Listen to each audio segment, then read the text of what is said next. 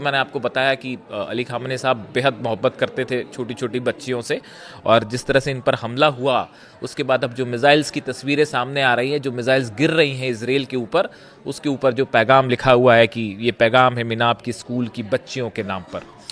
देखिए, पिछले 24 से 48 घंटे में इजराइल में करीब 1000 से ज़्यादा मिसाइल्स गिर चुकी हैं ईरान की, और ईरान का डिफेंस सिस्टम पूरी तरह से कोलैप्स कर चुका है, फेल हो चुका है। चाहे पांचों सिस्टम जो हैं वो इतनी बुरी तरह से वहाँ तबाही हो रही है कि अब इजराइल के लिए मिसाइल्स रोकना इम्पॉसिबल माना जा रहा है। और ये बात अमेरिका ने भी मान ली है, और वो यही नहीं कह रहे, वो ये भी कह रहे हैं कि इनके शाहिद ड्रोन को रोकना भी बेहद मुश्किल है। ना ड्रोन रुक रहे, ना मिसाइल्स रुक रही है। वो देख लीजिए आप, सऊदी में जो एयरपोर्ट है उसका क्या हाल है, और यूएई के अल्धाफरा बेस का क्या हाल है। दोनों के दोनों पे सीधा मिसाइल सेट हुई हैं। और बहरीन में तो ऐसा लगता है कि बहरीन तो अमेरिका जो बेस था, वो बेस पता नहीं क्या हाल हुआ होगा उसका, वो पूरी तरह से खत्म हो चुका है।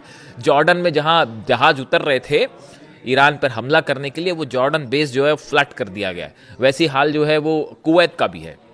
यानी अरब पे तो मिसाइल्स गिर ही रही हैं, अरब देशों में, और सब के सब जो है उन्हीं सेंटर्स पे टारगेट है। जैसा कि ईरान के विदेश मंत्री ने कहा कि हम वहीं टारगेट कर रहे हैं जहां पे जो है अमेरिकन फोर्सेस थी, हम उनको निशाना बना रहे हैं। अभी तो आम लोगों पे तो किसी तरह का कोई हमला हुआ ही नहीं है। यानी आप देख लीजिए कि 7 दिन होते होते ईरान जो है वो अमेरिका पर भारी पड़ना शुरू हो गया है। इस बीच ट्रंप का भी एक बयान आया है। ट्रंप का बयान आया है कि वो ये चाहते हैं कि ईरान में अगला सुप्रीम लीडर कौन हो, उसको तय करने में वो अहम भूमिका निभाना चाहते हैं। ये डोनाल्ड ट्रंप का बयान है। अब डोनाल्ड ट्रंप के इस बयान पे अलग अलग प्रतिक्रियाएं आ रही हैं, और लोगों का कहना ऐसा है ईरान के कि हसीन ख्वाब है, हर आदमी को अधिकार है ख्वाब देखने का, तो सपना देख रहे हैं डोनाल्ड ट्रंप, देखते रहे सपना। इसी के साथ ही अब्बास अराक्ची साहब ने एक और जवाब दिया है डोनाल्ड ट्रंप को। डोनाल्ड ट्रंप की तरफ से और अमेरिका की तरफ से इस तरह के बयान आए कि डोनाल्ड ट्रंप ने कहा कि जरूरत पड़ेगी तो मैं ईरान में ग्राउंड ऑपरेशन भी करूंगा। अब्बास अराक्ची साहब का कहना है, विदेश मंत्री हम इंतजार कर रहे हैं, आइए, आ जाइए, आप ईरान पे आ जाइए, उसके बाद फिर हम बताते हैं कि क्या हाल है। इस तरह की भी खबरें हैं कि जो कुर्द लड़ाके हैं उनको मदद कर रहे हैं डोनाल्ड ट्रंप, और उनको उकसाने की कोशिश है।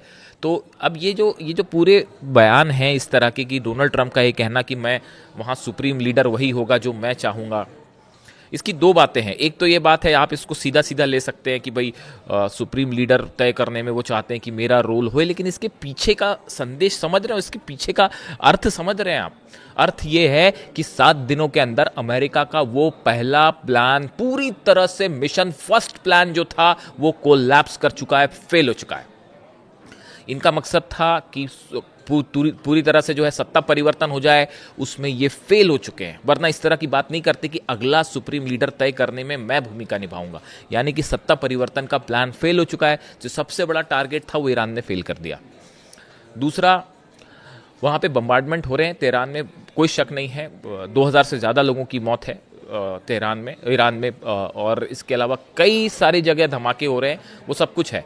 लेकिन इसके साथ ही ऐसी तस्वीरें भी आ रही हैं ईरान से जो आप देखें तो हैरान रह जाएंगे। कल रात को तेहरान, न सिर्फ तेहरान में बल्कि ईरान के कई शहरों में रात के वक्त हजारों लोग सड़कों पे थे, उनके हाथों में ईरान के झंडे थे, अली खामने साहब की तस्वीरें थी, और अल्लाह अकबर के नारे लग रहे थे, ईरान जिंदाबाद के नारे लग रहे थे। और वहाँ लोगों का कहना है कि हम कयामत तक ईरान के साथ खड़े रहेंगे, किसी सूरत में ईरान का साथ नहीं छोड़ेंगे, चाहे अब जो हो जाए।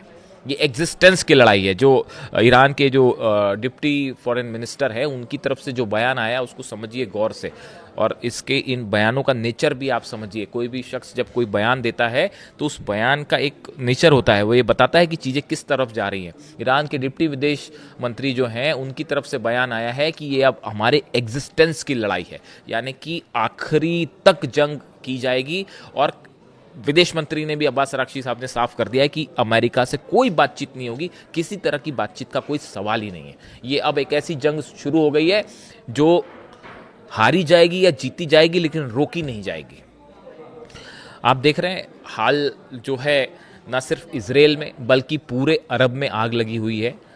तेल पूरी तरह से सप्लाई रुक चुकी है। स्ट्रेट ऑफ हॉर्मूज पर जहाज़ों की लंबी कतारें लगी हुई है और पूरी दुनिया की अर्थव्यवस्था जो है वो कांपना शुरू हो गई है। और हर एक्सपर्ट ये जानता है इकोनॉमी से जुड़ा कि आने वाले दिनों में क्या होगा अगर ये हालात ऐसे ही बने रह गए, तो ऑयल प्राइसेस का क्या हाल होगा और दुनिया की इकॉनमी जो है वो किस तरह से घुटनों पर आ जाएगी। गैस सप्लाई जो है यूरोप के देशों को चिंता सता रही है कि हमारी अगर गैस सप्लाई रोक दी गई तो क्या होगा। यानी आप देखिए, इन 7 दिन की जो जंग हो चुकी है, इस 7 दिनों की जंग में हुआ क्या। 7 दिनों की जंग में ये हुआ कि अमेरिका का जो पहला प्लान था सत्ता परिवर्तन का, हाँ, अली खामेनी साहब की शहादत हुई, लेकिन सत्ता परिवर्तन का प्लान फेल हो गया।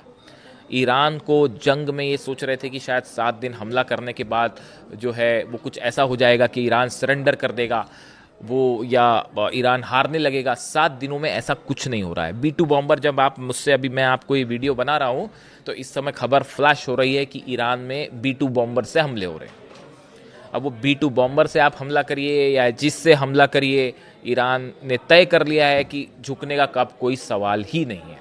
यानी जो जंगी प्लान था उसमें भी आप सफल नहीं हो पाए, सत्ता परिवर्तन में भी सफल नहीं हो पाए, और दूसरी तरफ आप उल्टा देखिए, ईरान की तरफ से इजराइल पर वो जो 12 दिन की जंग में जो नुकसान था उससे कई गुना ज़्यादा नुकसान जो है वो 7 दिनों के अंदर पहुंचाया जा चुका है। खबरें बाहर नहीं आ रही हैं, मना कर दिया गया है खबरें दिखाने से।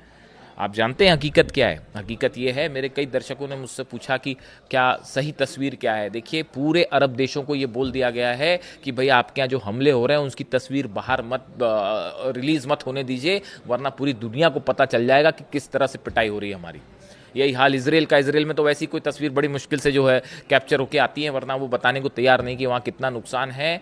सैकड़ों लोगों की मौत हुई है इजराइल में, ऐसा बताया जा रहा है, और 1200 से 1300 इमारतें तो सीधी गिर गई हैं, और तेल अवीव पर वो तबाही मची है जिसका कोई सिर पैर नहीं है। वो आंकड़े पता नहीं कब जाके बाहर आएंगे।